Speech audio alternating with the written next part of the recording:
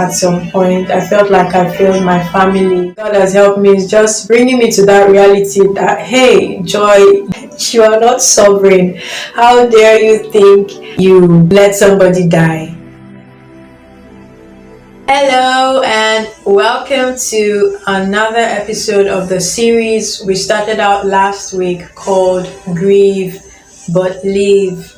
Hey, if you haven't seen that episode, please watch it, and when you do, remember to like, share, drop a comment, send this to someone who you feel this might be of help to. You really don't know what people are going through. This might help someone process what they are going through. This series is to serve as a form of comfort to people, because I believe God wants to heal like wounded soldiers, because for you to be effective, you have to be able to drop some weight, and grief is a weight that, if not dealt with correctly, can actually impede someone's progress in life. Talking about healing after grief is not insinuating that you'll never feel pain, you'll never feel sad, you'll never miss this person. Those things will definitely happen because you're human, but someone who is healing through the process is stronger. They know how to manage the emotions that arise because of what they've experienced. Today, I want to talk about two emotions that are common with people who are grieving: regret and guilt. This is common for everyone who has lost someone. At some point on their journey, they would have these emotions. Regret coming as, oh, I should have done this. Maybe if I had done this, this would not have happened. Guilt can come with the face of, oh, they're gone and I'm still here. Another way guilt can arise is a person trying to move on after grief. Maybe they laugh and they feel guilty for laughing because that person is not here. You know, they want to be happy, they want to do things in life, they want to go ahead with their dreams, but there's that guilt of, how can I even live like that thing did not happen? So those are things that need to be acknowledged when they are present and then dealt with appropriately, so that it doesn't stop us from living. Because this person that you lost loved you.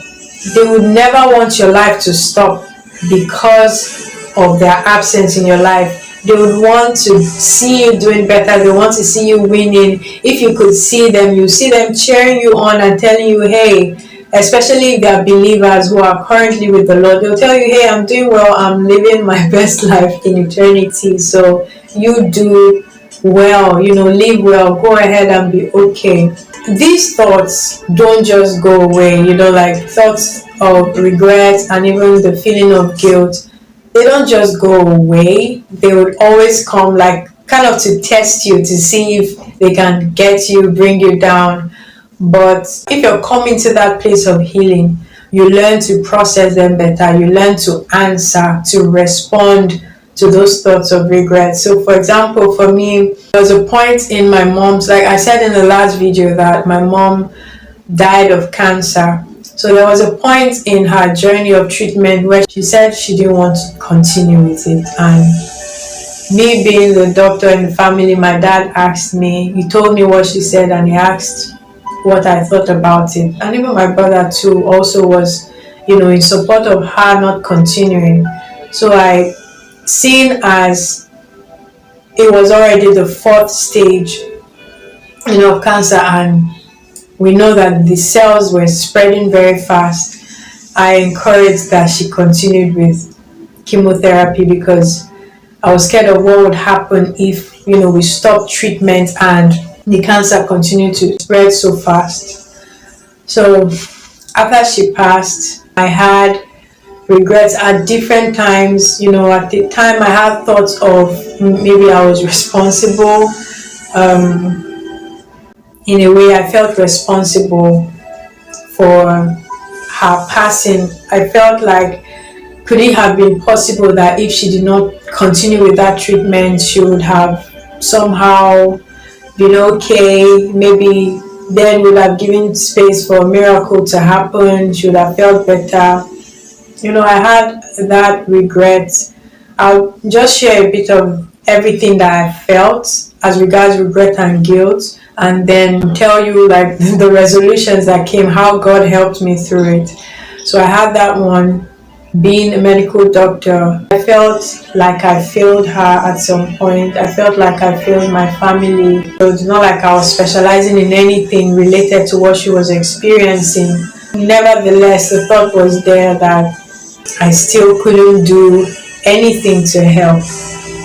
Then there was the guilt of want to convince her and my family to continue with the treatment. I felt that maybe if I had more money, if there was more money at the time, would have been able to take her outside the country or give her better care than what she experienced. So all of those thoughts were there. Now this is how God helped me. One thing that keeps coming is, you loved your mom. There's no way you would have known the answer or had the solution and not provide that solution. If you knew better, you would have done better.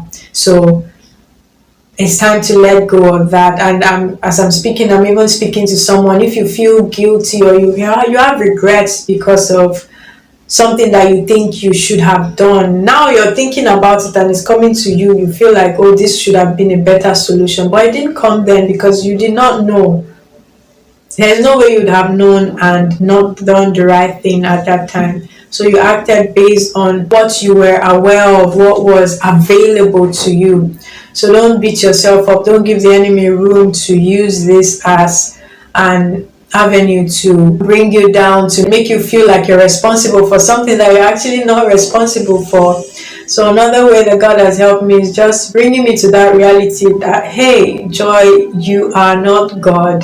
You are not sovereign. How dare you think that you let somebody die? Another thought that I forgot to share is, I felt maybe as a believer, as a Christian, if I was more fervent, maybe I would have been able to pray for her to be healed, pray for her to come back to life. But the reality is, we did pray. We were praying, we prayed personally as a family, and even after she passed, we did pray for her to come back to life, and that did not happen. It was painful. It did not happen. We prayed and cried. At a point, we stopped praying, and I think for me personally, I started to feel peace. I believe the same peace came over my siblings, because at the same time we quieted down, we stopped praying, and they were now able to take her body to the hospital for the death to be confirmed and then for her to be put in the morgue. So when these thoughts come, God will help me bring memories of, you actually did this. So look at the things that you did. You did the things that you could do according to your capacity at the time. So this is not my voice. This is the enemy lying to you that you are responsible for what you don't even have the power to control. God is sovereign. I've learned that even when it comes to people coming back to life, people being healed, if God does not permit it, it will not happen. Everything still has to be according to God's will. So for someone who feels like, the enemy is using that as an opportunity to make you feel less than, or you're not spiritual enough. Yes, definitely we need to grow in our walk and in our faith, but God does not make us grow or does not help us grow by condemnation. Condemnation is never the voice of the Spirit. So whenever we are feeling condemned, we know it's not God. The Holy Spirit convicts, the devil condemns. So whenever that condemnatory voice is coming, just know that it's not God, and you can choose to believe instead what God has said. Another way that God helps me is just realizing that there were people who, all those things that I feel like if they were in place, she would not have passed on. There were people who had all those things in place. Like every time I remember it, I'm so grateful to God. Like He keeps showing me example that, okay, you're saying if she was abroad, maybe, and she had the best care, maybe she would not have passed. Okay, this person had the best care, but they still passed. And they were believers, and they were surrounded by believers. God kind of was using that to help my mind to understand that He's sovereign and there are many things we will not understand. So, this lady also died of cancer. She was a pastor's wife. All the money was in place. The spirituality also was on point. So, they also prayed for her to be healed, to come back to life. And none of those things happened. And so God used those examples to help me see that the way you're looking at it is not how it is. Come out of that place of regret, because there's no benefit of sitting in that place of regret or guilt. It whatever was done. Like, it has happened. Regretting will not change the situation. Regretting will also not make you better in any way. Guilt, shame, those things will only keep you in a place where you're not even able to see the things that God is trying to show you, the things that you should see in your current situation that would be useful for even the future. Guilt, shame, regret, they will block you from seeing the beauty that God can bring out of that situation.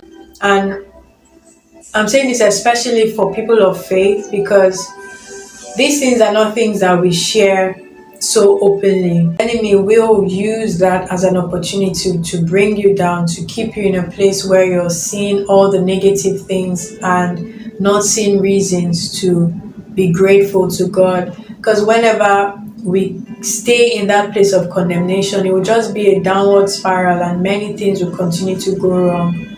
God has been faithful. The way God helped me through all of those experiences, He's also able to help anyone who is going through it.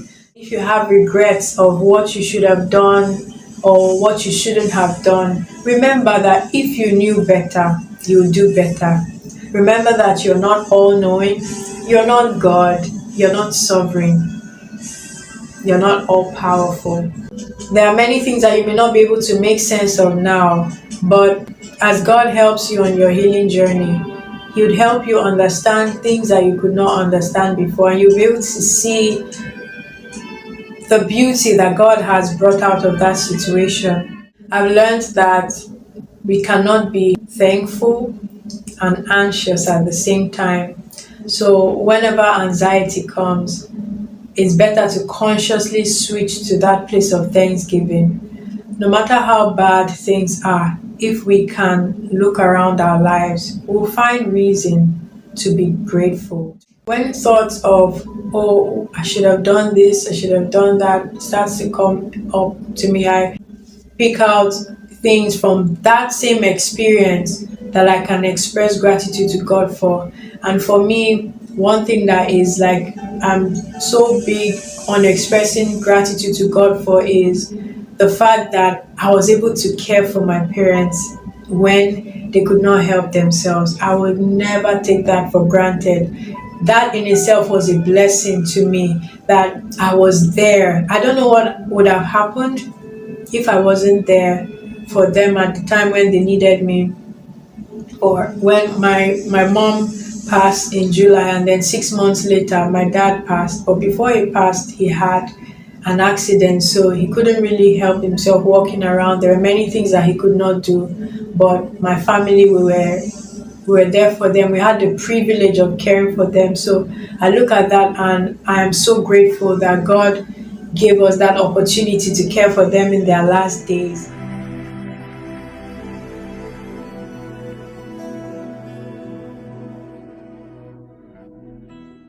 Thank you for sticking around. I hope this was of some help to you, especially if you are in an experience that is similar to what I may have shared.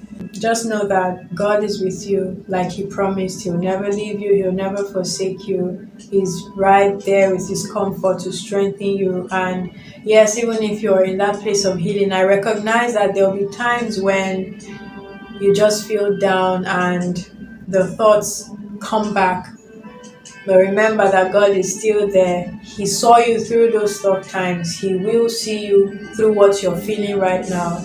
I pray that God will continue to hold your heart and strengthen you and help you in your journey, and that you really come out on the other side stronger, better, and be able to achieve those things that God has placed in your heart for you to achieve.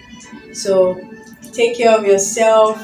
Remember to eat well, sleep well, and talk to someone. Reach out to someone if you feel the need to talk to someone. And I pray that just the way God helped me by giving me people who I could actually talk to, or who were there with me at the times when I needed someone to show up for me, God really saw me through with those people, friends, my family. So I pray that God will do the same for you as well and supply you with all the comfort that you need through His Word, through people. Thank you for sticking around.